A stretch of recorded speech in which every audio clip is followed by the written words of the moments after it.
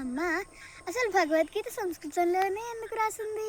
వేరే లాంగ్వేజెస్లో ఎందుకు ఉండలేదు? Good question. ఇప్పుడు మనం ఎవరితోనైనా మాట్లాడాలంటే వాళ్ళకి మనకి కమ్యూనికేషన్ కోసం ఏదో ఒక లాంగ్వేజ్ కావాలి కదా. అలాగే మనం మన మైండ్తో మాట్లాడడానికి కూడా ఒక లాంగ్వేజ్ కావాలి. అదే సంస్కృతం. సంస్కృతమా అనే డౌట్ వచ్చింది కదా, చెప్తాను. మనకి ఉన్నటువంటి ఇన్ని వేల రకాల భాషల్లో సంస్కృతం లాంగ్వేజ్ మాత్రమే మన శరీరంలో ఉన్నటువంటి 72,000 నాడులని ప్రతిస్పందన ఇవ్వగల ఏకైక భాష. అందుకనే మనం మన బ్రెయిన్తో మాట్లాడేటప్పుడు సంస్కృతంలో మాట్లాడినప్పుడు అక్కడ ఉన్నటువంటి న్యూరాన్స్ అన్నీ కూడా అలర్ట్ అవుతాయి. ఒక్కసారి జర్క్ వస్తుంది, అక్కడి నుంచి అవి యాక్టివ్ అవుతాయి. అందుకని మనకు ఉన్నటువంటి భాష సంస్కృతంలోనే భగవద్గీత అనేది ఇవ్వడం జరిగింది. అర్థమైందా?